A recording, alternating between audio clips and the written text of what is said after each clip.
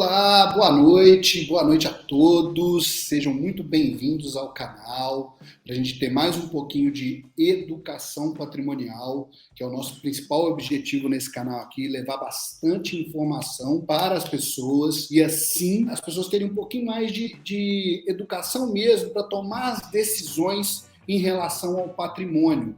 E hoje eu trouxe um tema aqui muito interessante, que é o das chamadas fake holding, né? E o que eu quero dizer quando eu falo em fake holding, né? Do que eu quero dizer essa brincadeira de chamar de fake holding? E por que eu quero trazer isso aqui para vocês, né? Especialmente o porquê que eu quero trazer isso para vocês, trazer isso aqui ao vivo no meu canal. O que acontece? Eu tenho tido constantes clientes que estão chegando aqui no escritório e dizendo o seguinte: olha, eu já tenho a minha holding. Olha, eu já tenho aqui o meu planejamento patrimonial. Só que muitas vezes, quando a gente vai analisar aquele planejamento patrimonial do cliente, ver aquela chamada holding familiar que ele diz que tem, a gente percebe que, na realidade, o cliente não tem uma holding familiar. Ele tem um sistema qualquer lá que não vai evitar o inventário. E esse é o grande objetivo da holding familiar. E eu quero começar aqui, então, essa nossa aula de hoje, essa nossa noite, falando um pouquinho com você sobre a diferença entre holding familiar e holding. Sim, porque há uma diferença entre holding e holding familiar. O que é holding? Holding não é uma empresa, holding não é uma estrutura jurídica. Holding, efetivamente, que vem do verbo to hold, é um objeto social, é uma atividade que quer dizer o quê? É uma atividade de participar de outras empresas. Então, se você ter uma holding não quer dizer necessariamente que você vai ter uma holding familiar. Por isso que eu sempre falo aqui no canal que holding ou holding familiar é apenas um nome. É o efeito dela que a pessoa deve se preocupar. É com o efeito dela que ela deve se preocupar. Então, qual que é a diferença entre uma holding, e você falar que você tem uma holding, e você falar que você tem uma holding familiar? A holding, como eu disse, é um objeto social de participação societária. Então, se você tem uma holding, você tem uma empresa que ela participa de outras sociedades, investe em ações e várias outras situações. A holding familiar é uma estrutura jurídica criada para institucionalizar o patrimônio da família e mais, garantir que os herdeiros, os sucessores, como você quiser chamar, não passem pelo pesadelo que é o inventário. Claro, a holding familiar tem vários outros benefícios, mas o principal foco da holding familiar deve sempre ser evitar o inventário.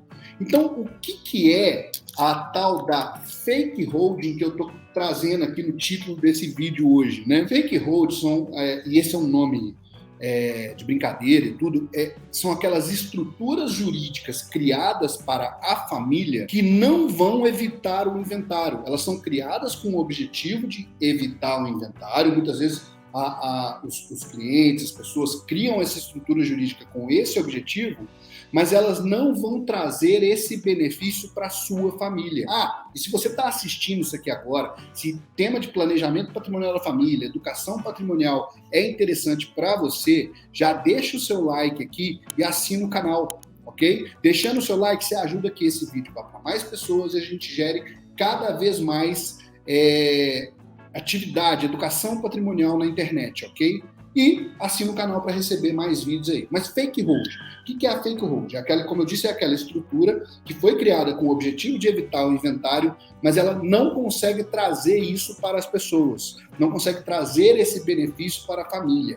E tem várias formas, e ao longo desses dias que eu tenho atendido muitos clientes, eu percebi a necessidade de levar um pouco mais sobre essa informação para as pessoas. Por quê?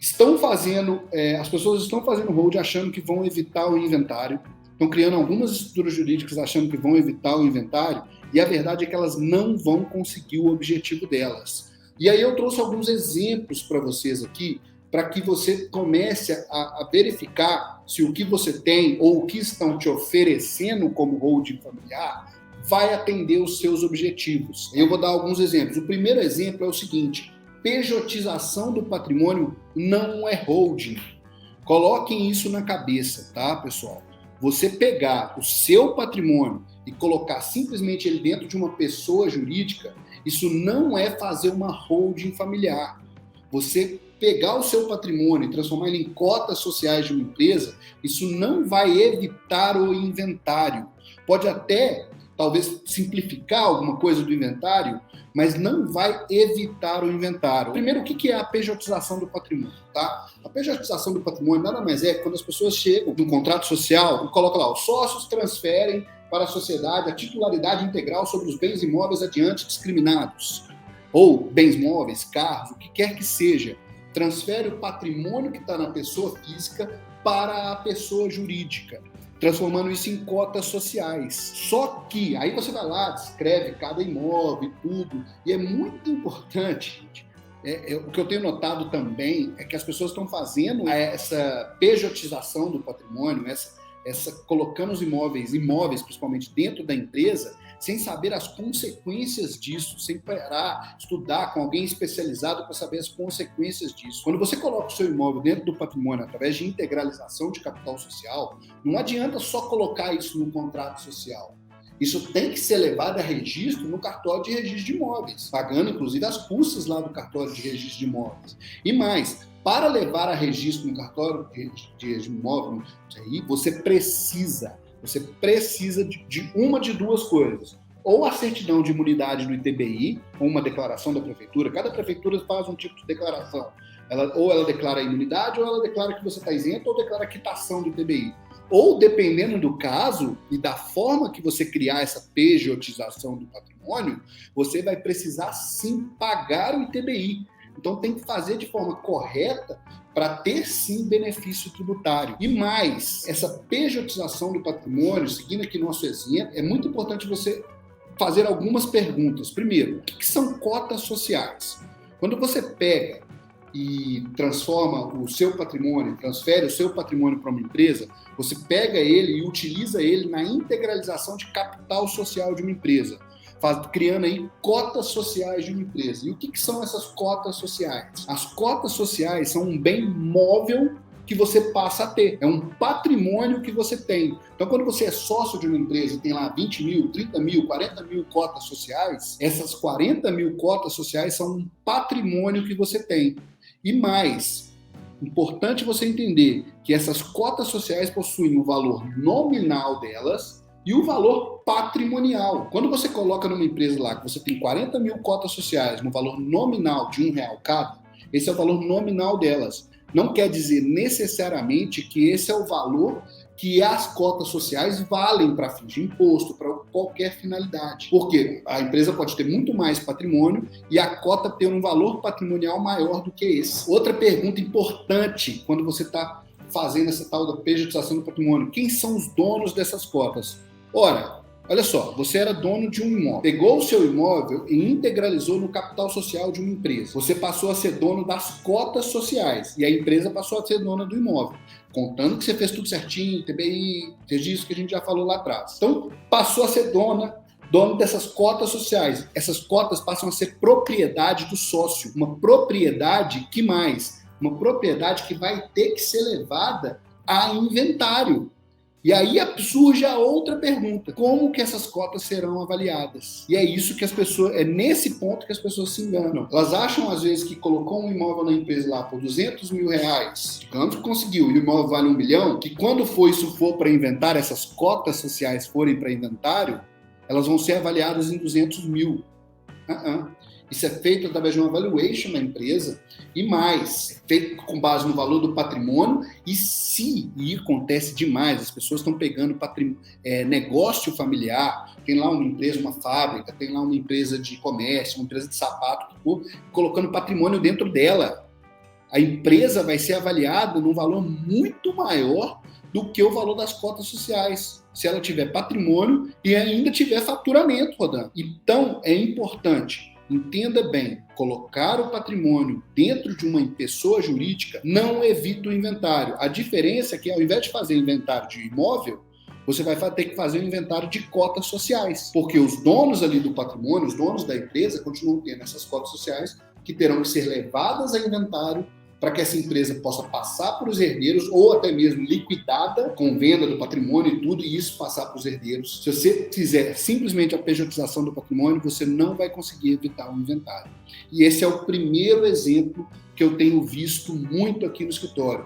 Pessoas chegando falando que tem uma holding e muitas vezes ou ela só tem um contrato social em que está se incluindo imóveis lá dentro, nem fizeram cartório de registro de imóveis, ou elas têm uma empresa de comércio, tudo, que trabalha e estão colocando o imóvel lá dentro. Isso não resolve o inventário, isso não é holding familiar. Outro exemplo importante, outra coisa que a gente tem visto acontecer, as pessoas vão um pouco além, elas colocam o que a gente chama de cláusula de sobrevida. Tá? O que é essa cláusula de sobrevida? Vamos lá. O que as pessoas fazem primeiro? Primeira é aquelas que já vão um pouco além de pejotizar o patrimônio, de colocar o patrimônio na empresa. Elas pegam e colocam os filhos lá, cada um com 5%, e os pais aí com 90% da empresa, e colocam uma cláusula dizendo que no falecimento a empresa continua e as cotas serão liquidadas, achando que isso vai evitar o inventário, achando que isso vai ser suficiente para que não tenha que ter inventário dessa família. Uma cláusula, por exemplo, seria essa aqui, ó, falecendo ou sendo interditado, qualquer sócio, a sociedade continuará suas atividades com os herdeiros, sucessores e incapazes, não sendo possível inexistir interesse desse. Aí, ó, o valor de seus haveres será apurado e liquidado à base da situação patrimonial da sociedade, a data da resolução verificada. Tá bom, beleza. Vamos lá, você colocou uma cláusula no papel, o papel aceita qualquer coisa, que a sociedade vai continuar com os herdeiros. Ótimo, você já falou que pelo menos a sociedade não vai extinguir. Agora, quem que vai assinar por essa empresa? Quem que vai assinar uma alteração contratual na junta? E mais, essa liquidação dos haveres, como que isso vai ser pago aos herdeiros? Tá? Direto? A sociedade simplesmente vai poder pagar isso direto para eles? Não. Primeiro, a junta não vai aceitar, a junta comercial, onde você registra as alterações contratuais, ela não vai aceitar que você registre ali uma alteração sem que tenha alguém para assinar por aquele 90% das cotas. Pessoa que faleceu, então não tem quem assine. Então você vai ter que fazer um inventário para poder fazer a alteração contratual e ter quem assine. E fazendo um inventário, abrindo o espólio, esse valor de liquidação das cotas vai ter que pagar ITCD, que é o Imposto de Transmissão Causa-Mortes. Vai ter que ir para inventário as cotas, essas 90% de cotas que os pais têm, vai ter que ir para inventário do mesmo jeito. Não adianta colocar esse tipo de cláusula, porque isso não vai resolver o inventário. E é essas as questões que a gente tem que tomar cuidado quando a gente está contratando um profissional para fazer a nossa holding familiar, para cuidar do nosso patrimônio, para cuidar do suor, cada gota de suor do seu trabalho. Olha só, pensa comigo aqui, ó. Fez a cláusula de sobrevida. Para onde que vão essas cotas sociais? Tem lá 90%, 90 mil cotas sociais. Para onde que elas vão? Se elas vão passar para os filhos, você vai precisar fazer o inventário, pagar o ITCD e fazer essa transmissão de um patrimônio, que são as cotas sociais, para os filhos. Se elas vão ser liquidadas, esse valor, essa cota vai ter que ser liquidada, o valor apurado e pago para quem? Não é para os herdeiros, não. Paga para o sócio, para o espólio, lá em juízo, para que lá seja dividido, passado para os filhos. Então vai ter que fazer inventário do mesmo jeito, declarar ITCD e mais. Provavelmente esse inventário vai ter que ser feito na justiça para conseguir eliminar, para a empresa continuar, para poder fazer as coisas da empresa. Isso não resolve. Segundo, se liquidada, como que paga isso? O contrato muitas vezes consta lá, vai pagar de tantas vezes, vai ter que ser pago aos poucos, vai só demorando mais o inventário e o recebimento por parte do herdeiro. Como que vai alterar o contrato social se quem era o dono da cota faleceu? A junta não vai ter quem assina. Você vai precisar abrir ação judicial para isso. Pode ter certeza absoluta. E esses são só alguns exemplos que eu andei vendo. A gente pega lá no time Hold Brasil, que eu faço parte, as inúmeras situações de fake holds, de holds que não vão atender o objetivo, porque muitas vezes a pessoa, quando fez, ou não tinha conhecimento, ou fez achando que estava resolvido e não estava. Então, profissional habilitado é importantíssimo na hora de fazer a hold. Mais um exemplo que nós temos aqui é o seguinte: cláusula de transferência automática. Essa eu vi recentemente e me assustou, tá? Me assustou no seguinte sentido: a gente tem que tomar muito cuidado de achar que só porque está escrito vai acontecer daquela forma que está ali. Muitas vezes algumas alterações passam na junta, mas elas não têm eficácia jurídica para poder levar a termo o que está acontecendo lá. Olha só o que a gente encontrou recentemente num contrato social. O contrato social estava com uma cláusula assim, ó: falecendo o sócio administrador titular, a empresa continuará suas atividades normalmente com a entrada automática dos herdeiros. Aí vem o parágrafo primeiro: o capital social do empresário falecido será automaticamente transferido para sua esposa X e seus filhos, sendo eles XXXX. Essa era a cláusula que estava lá. E eu queria dar ênfase, porque é o seguinte: o papel aceitou o automático.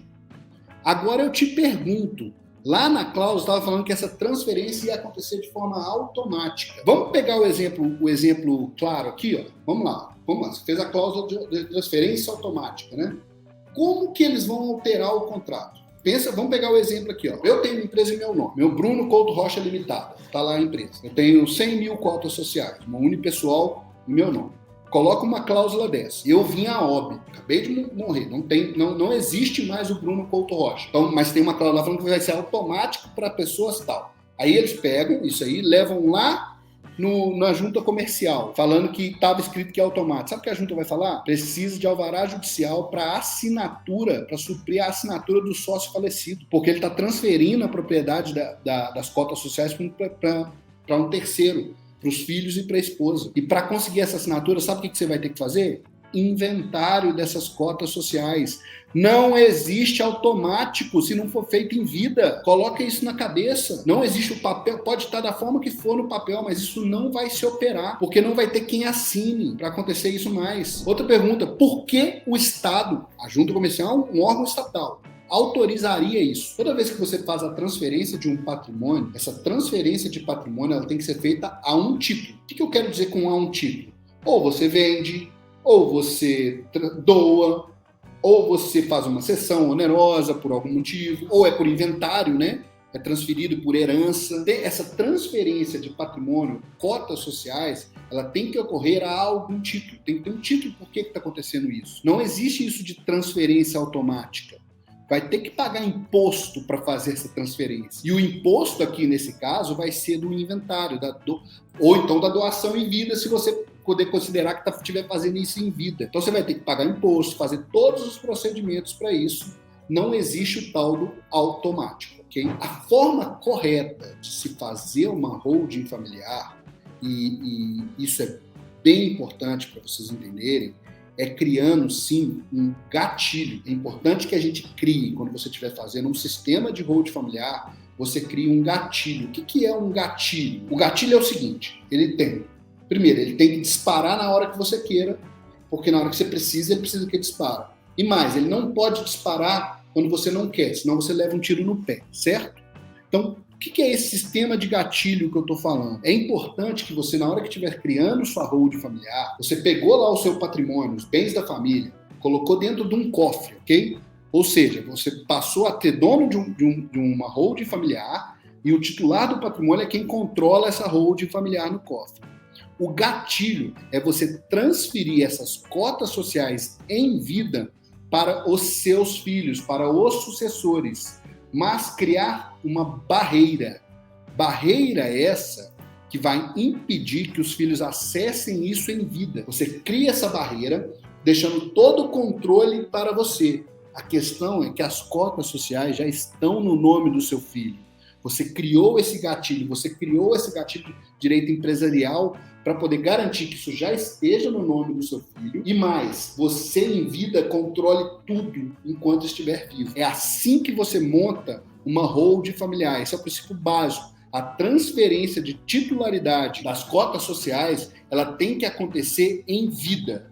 Só que também tem que haver uma barreira para impedir que os seus filhos ou os seus sucessores, sobrinhos, quem quer que seja, já tenham acesso a esse patrimônio desde o início, desde que você começou, desde que você fez essa transferência, enquanto você estiver vivo. E é só assim que você vai conseguir criar uma holding familiar para que, quando você não estiver mais aqui, efetivamente não estiver mais aqui, isso seja transmitido automaticamente para os sucessores. Não é porque você escreveu no contrato que isso ia ser transmitido automaticamente, não. É porque você fez os atos necessários em vida para transferir o patrimônio para os filhos, garantindo o seu controle sobre ele. Tomem muito cuidado com as holdings que não têm eficácia, com as chamadas fake holdings. Verifique se você tem uma holding familiar, se você já fez há muito tempo, pegue o contrato social e verifique se já foi criado o gatilho